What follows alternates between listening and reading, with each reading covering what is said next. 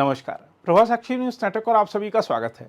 उच्चतम न्यायालय में वक्फ संशोधन अधिनियम की वैधता को चुनौती देने वाली याचिकाओं पर लगातार 2 दिन तक हुई सुनवाई के बाद मिली अंतरिम राहत पर all India Muslim personal law board और जमीयत उलेमाए हिंद समेत तमाम मुस्लिम संगठनों ने संतोष व्यक्त करते हुए कहा है कि यह हमारे रुख की पुष्टि करता है। अदालत ने जवाब दाखिल करने के लिए केंद्र सरकार को 7 दिन का समय दिया है, इसलिए देखना होगा कि अगली सुनवाई के दौरान अदालत क्या फैसला लेती है। लेकिन इसमें कोई दो राय नहीं कि 2 सुनवाइयों के दौरान एक वर्ग के मन में यह भावना पनपी है कि संसद के दोनों सदनों में व्यापक चर्चा के बाद पारित किए गए अधिनियम के कुछ प्रावधानों को लेकर सुप्रीम कोर्ट ने सरकार से तीखे सवाल पूछकर उसकी मुश्किलें बढ़ाती हैं। देखा जाए तो सुप्रीम कोर्ट ने सरकार से जो सवाल पूछे हैं उनमें कुछ गलत नहीं है, लेकिन प्रश्न उठता है कि ये तीखे सवाल तब क्यों नहीं पूछे गए थे जब 1995 के वक्फ अधिनियम को सुप्रीम कोर्ट में चुनौती दी गई थी। देश की सर्वोच्च अदालत में वक्फ मामले पर जो 2 दिन सुनवाई हुई उसके निहितार्थों के बारे में बता रहे हैं उच्चतम न्यायालय के वरिष्ठ अधिवक्ता और भारत के PIL मैन के रूप में विख्यात अश्वनी उपाध्याय। 2021 में मैंने वक्फ एक्ट को चैलेंज किया था। उस समय सुप्रीम कोर्ट ने हमसे पूछा था कि आपकी कितनी जमीन पे वक्फ बोर्ड ने कब्जा कर लिया है। मैंने सुप्रीम कोर्ट को कहा था कि ये कोई पर्सनल इंटरेस्ट लिटिगेशन नहीं है, ये पब्लिक इंटरेस्ट लिटिगेशन है। यहां हमारे जमीन पे कब्जा होने का मतलब नहीं है, पूरे देश में वक्फ बोर्ड जमीन कब्जा कर रहा है।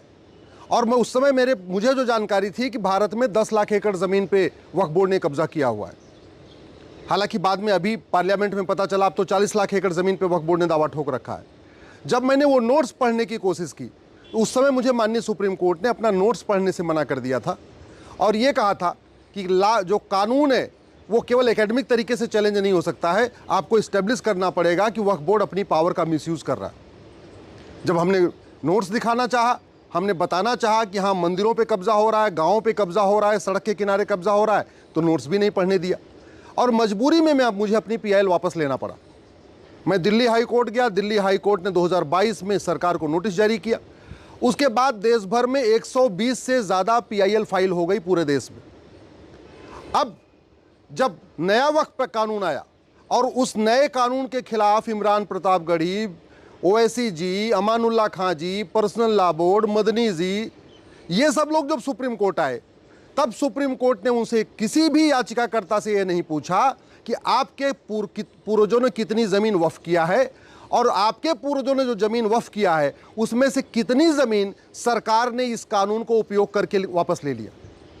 हमसे पूछ रहे थे कि वक्फ बोर्ड ने आपकी कितनी ज़मीन पे कब्जा कर लिया, और जब दूसरी तरफ आज OIC जी और बाकी लोग कह रहे हैं कि सरकार सारी ज़मीन ले लेगी, सरकार सारी ज़मीन ले लेगी, तब एक भी बार नहीं पूछा कि आप मुझे कोई एक एग्जाम्पल बताइए कि जहां पे सरकार ने नए कानून का उपयोग करके कोई भी वक्फ प्रॉपर्टी वापस लिया हो।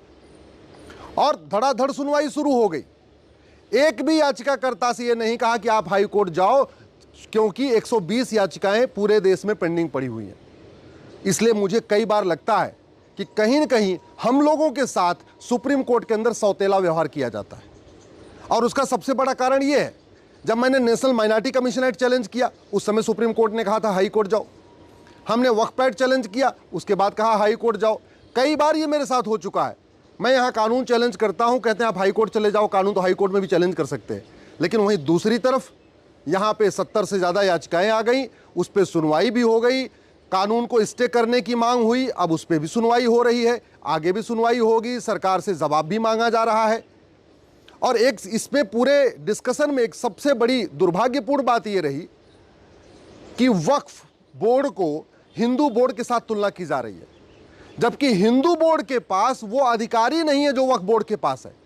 पुराने वाले कानून तो छोड़िए, जो नया संशोधित कानून आया है उसमें भी जितना पावर वक्फ बोर्ड को है उतना पावर किसी भी हिंदू बोर्ड को नहीं है। हिंदू बोर्ड के पास तो मंदिर चलाने के लिए पैसा भी नहीं है। सच्चाई तो यह है कि जो चढ़ावा आता है मंदिरों में वो हिंदू बोर्ड नहीं लेता, वो सरकार लेती है। वहीं दूसरी तरफ वक्फ बोर्ड के पास पूरी की पूरी जो मस्जिद है, जो चर्च है, जो मस्जिद है उसको चलाने का भी पूरा उनके पास अधिकार है। दूसरा, वहाँ जो चढ़ावा आता है वो भी पूरा लेते हैं और प्रॉपर्टी का भी राइट है। किसी भी हिंदू बोर्ड के पास कोई प्रॉपर्टी राइट नहीं है। लेकिन माननीय सुप्रीम कोर्ट के जज दोनों की तुलना एक साथ करते आ रहे हैं। हिंदू बोर्ड, आज तक हिंदू बोर्ड ने किसी भी मुस्लिम की जमीन पे नोटिस भेज के उस पे अपना दावा नहीं ठोका, लेकिन दूसरी तरफ वक्फ बोर्ड ने हिंदुओं की जमीनों पे नोटिस भेज भेज के कब्जा कर लिया। आज तक किसी भी हिंदू बोर्ड ने ये नहीं कहा कि ये जमीनें, जो मस्जिद है, जो बाकी चीजें ये हमारी हैं। वहीं दूसरी तरफ तमिलनाडु के 1500-2000 साल पुराने मंदिरों को वक्फ बोर्ड ने दावा ठोक दिया। तो दोनों की तुलना करना ही अपने आप में गलत है, लेकिन तुलना हो रही है। सीधे सीधे हिंदू बोर्ड से पूछ रहे हैं कि अच्छा, आप इसमें मुस्लिम को रख सकते हैं क्या? वक्फ बोर्ड के बारे में अगर दो आदमी बाहर से आ रहे हैं तो कम से कम ये भी तो देखना चाहिए कि हिंदू बोर्ड और वक्फ बोर्ड में कितना अंतर है। यहाँ तुलना आम और बबूल की हो रही है, यहाँ तुलना आम और इमली की हो रही है। दोनों में बिल्कुल डिफरेंस है। और जो सबसे बड़ी दुख की बात यह है कि ये जो कहा जा रहा है कि जो 150 साल 200 साल पुरानी जो मस्जिद बनी है, उसका कागज कहां से आएगा? अरे हजारों साल पहले भगवान श्री राम भगवान श्री राम का जहां जन्म हुआ, उसका कागज अगर मांगा जा सकता है तो 150-200 साल पुराने मस्जिद का कागज नहीं मांगा जा सकता है क्या? ट्रस्ट एक्ट तो अंग्रेजों के ज़माने से चल रहा है, सोसाइटी रजिस्ट्रेशन एक्ट अंग्रेजों के ज़माने से चल रहा है, सिविल प्रोसीजर कोड अंग्रेजों के ज़माने से चल रहा है। और जितने हिंदू, जैन, बौद्ध, सिख कोई भी दान कर रहे थे तो वो बाकायदा रजिस्ट्रेशन करा रहे थे। चाहे वो अग्रवाल धर्मशाला बन रही थी, चाहे मारवाड़ी धर्मशाला बन रही थी, चाहे जैन धर्मशाला बन रही थी, चाहे बिरला मंदिर बन रहा था। ये सब आज से नहीं बन रहा है, अरे अंग्रेजों के ज़माने के पहले से बन रहा है। और सब लोग प्रॉपर रजिस्ट्रेशन करा रहे थे, तो मुस्लिम क्यों नहीं करा रहे थे? ये सारा का सारा छूट केवल मुस्लिम्स के लिए रहेगा क्या? और अगर आज की डेट में अगर मुस्लिम को छूट दिया जा रहा है वक्फ बाई यूज़र का, कि भाई ठीक है, जहां आप यूज़ कर रहे थे वक्फ बाई यूज़र हो गया, तो फिर दान बाई यूज़र क्यों नहीं होना चाहिए? चैरिटी बाई यूज़र क्यों नहीं होना चाहिए?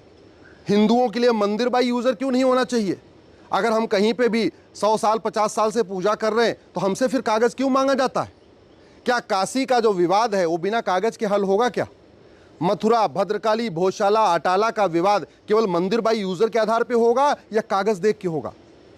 मैं आशा करता हूं कि माननीय सुप्रीम कोर्ट जब हिंदू बोर्ड और वक्फ बोर्ड की तुलना करेगा तो कम से कम ये ध्यान रखेगा कि दोनों के अधिकारों में ज़मीन आसमान का अंतर है, दोनों की पावर में ज़मीन आसमान का अंतर है। और चलो, हिंदुओं के पास बोर्ड तो है, हिंदुओं के पास ट्रिब्यूनल कहाँ है? मुस्लिम्स के पास तो वक्फ ट्रिब्यूनल भी है, उनका मुकदमे का फैसला वक्फ ट्रिब्यूनल में होता है। हिंदुओं के लिए अपना हिंदू ट्रिब्यूनल तो नहीं है, क्रिश्चियन के लिए अपना क्रिश्चियन ट्रिब्यूनल नहीं है, जैन के लिए अपना जैन ट्रिब्यूनल नहीं है, बौद्ध के लिए अपना बौद्ध ट्रिब्यूनल नहीं है, पारसी के लिए अपना पारसी ट्रिब्यूनल नहीं है, यहूदियों के लिए अपना यहूदी ट्रिब्यूनल नहीं है, लेकिन मुस्लिम के पास वक्फ ट्रिब्यूनल है। तो कहीं ना कहीं आम और इमली की तुलना की जा रही है, कहीं ना कहीं ये पूरी तुलना ही गलत हो रही है, जो हिंदू बोर्ड की तुलना मुस्लिम बोर्ड के साथ हो रही है। ये पूरी तरीके से नाइंसाफ़ी है।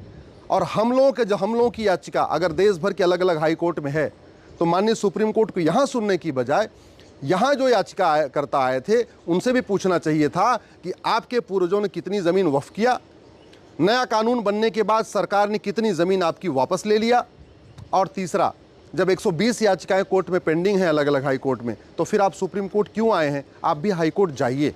ये होता है तराजू का पलड़ा एक बराबर करना, ये होता है सबके साथ एक समान न्याय करना।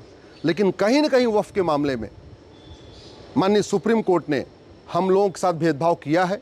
हमें इस बात की निराशा भी है, हमें इस बात का दुख भी है, और मैं आशा करता हूं कि कम से कम अब आने वाले तारीख पे इस बात का फैसला होगा।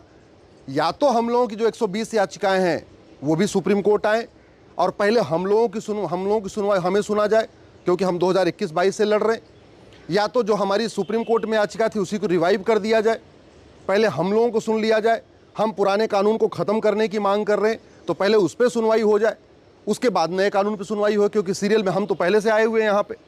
ऐसे नहीं होना चाहिए। हम जो 1995 वाले कानून को चैलेंज करके बैठे हुए हैं, हमारी याचिकाओं पे सुनवाई ना हो, लेकिन 2025 में जो कानून बना है उसकी याचिकाओं पे सुनवाई हो जाए, तो ये जो करना हमारे साथ बहुत बड़ा भेदभाव होगा। अगर आप भी लेना चाहते हैं देश दुनिया की तमाम जानकारी तो आज ही सब्सक्राइब करें हमारे चैनल को। साथ ही नीचे दिए बेल आइकन को जरूर दबाएं ताकि हर अपडेट आप तक पहुंच सके।